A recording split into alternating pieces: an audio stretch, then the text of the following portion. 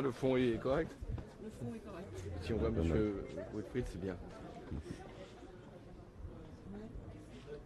C'est à peu près. Ok pour nous. Okay. François Hollande, vous êtes venu aujourd'hui donner une masterclass, mais voilà, votre candidature à la présidentielle n'est plus un mystère. Vous êtes venu peut-être convaincre que vous étiez le meilleur candidat pour la prochaine élection présidentielle? Non, je ne suis pas venu dans cet esprit-là. Je suis venu pour faire valoir que dans le monde tel qu'il est, nous avons besoin d'une France qui soit unie, qui soit forte et qui fasse de l'élection présidentielle un enjeu majeur pour elle-même, pour l'Europe et même pour le monde. Donc c'est à ce niveau-là qu'il faut placer la responsabilité politique. Bon, le temps viendra, bien sûr, vous l'avez évoqué, des candidatures, des modes de désignation et même des projets. Mais il faut bien comprendre, et c'est le sens de mon intervention, que nous sommes à un moment historique, diront certains, mais un moment particulièrement grave qui fait que nous avons le retour des guerres, de la violence, des États qui avancent, des empires qui menacent, qu'à partir de là, l'élection de 2027, elle ne se pose pas dans les mêmes termes que même en 2012, quand j'ai été moi-même candidat, ou plus récemment en 2022. Là, il va falloir, et ça vaut pour toutes les familles politiques, essayer de se mettre à un niveau supérieur que ce qu'on peut avoir traditionnellement dans les propositions politiques. C'est ça que je suis venu dire ici, parce que si on n'est pas à ce niveau-là, je pense que les Français ne pourront pas adhérer à un changement, car il faut qu'il y ait un changement qui nécessitera beaucoup d'engagement. Et ce n'est pas simplement pour faire barrage à l'extrême droite. C'est une dimension du problème, parce que si l'extrême droite arrivait au pouvoir, on voit bien que ça aggraverait encore la situation.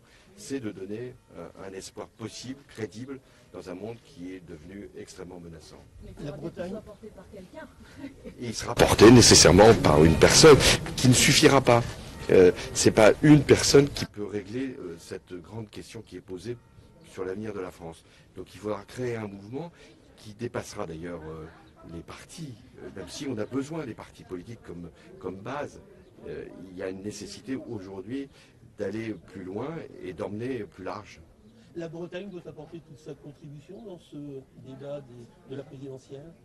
Oui, la Bretagne, elle a toujours été, si je puis dire, en avance, et notamment sur la question du renouvellement de la politique et de la social-démocratie en particulier. C'est ça l'intention de Loïc Chenet-Girard, c'est de faire en sorte que, un peu comme ça avait été fait autrefois, je me souviens de l'Orient où je venais, mais ça remonte à la préhistoire presque, hein, où il y a toujours eu la volonté d'emmener des courants qui étaient ceux du centre-gauche, de la social-démocratie, vers la responsabilité et vers le renouvellement de la pensée. On ne peut pas vivre simplement dans la répétition. Pourquoi on ne peut pas vivre dans la répétition? Parce que le monde, il a totalement changé. On n'est plus dans un monde ouvert, avec le libéralisme comme guide, avec l'idée que la démocratie va s'installer partout. C'est fini. C'est ça qui est dur à comprendre, mais c'est fini. On est dans un monde où les empires imposent leurs règles, la force, et où l'Europe ne peut pas simplement être un continent ouvert et qui pense que c'est la concurrence qui peut être son salut. Non, il faut que l'Europe prenne sa défense à tous les sens du terme, c'est-à-dire se défendre, être capable d'imposer ses règles, de ne pas se laisser impressionner par Donald Trump, notamment pour la protection militaire ou pour le commerce, de ne pas laisser entrer des produits chinois dans n'importe quelles conditions et que l'on ait une force, une puissance européenne, aussi bien sur le plan industriel que sur le plan de la défense. Et c'est là que je reviens à la Bretagne, parce que la Bretagne, elle est aussi présente et sur le plan de l'industrie civile et sur le plan de l'industrie militaire. On a absolument besoin de cette force-là. Monsieur, Pete Hegseth, le secrétaire à la Défense des États-Unis, a notamment vivement critiqué l'Europe, la critiquant sur sa non-action au niveau du détroit d'Ormuz. Qu'est-ce que vous en pensez, vous? Est-ce que l'Europe, la France devrait agir? L'Europe a agi, puisqu'il y a une coalition qui s'est montée, à laquelle les États-Unis n'ont pas pris part, et pour faire en sorte que le détroit d'Ormuz soit libéré. Quand je dis libéré, c'est à la fois de cette prétention iranienne de vouloir lui imposer des péages, c'est contraire à toutes les règles, et aussi de la volonté de Donald Trump de régler seul cette question, y compris avec un blocus.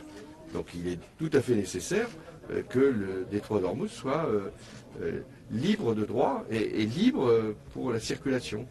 Et je pense que l'Europe, elle doit se convaincre qu'aujourd'hui, les États-Unis ne sont plus nécessairement son allié. C'est assez douloureux, parce que les Allemands, d'autres, les Britanniques pensent que c'est une rupture. Ben oui, d'une certaine façon, c'est pas l'Europe qui se détache, c'est l'Amérique qui considère qu'elle peut agir unilatéralement, ce qu'elle a fait d'ailleurs dans l'intervention militaire en Iran. Il ne faut pas céder. Si nous devions céder, en tout cas la France ne doit pas le faire, eh bien ce serait finalement à l'avantage non pas des États-Unis, mais ce serait à l'avantage des rapports de force et donc des actions unilatérales. Justement, le prix du carburant risque d'augmenter. Est-ce que vous pensez qu'on devrait mettre en place des aides significatives, un peu comme l'Espagne?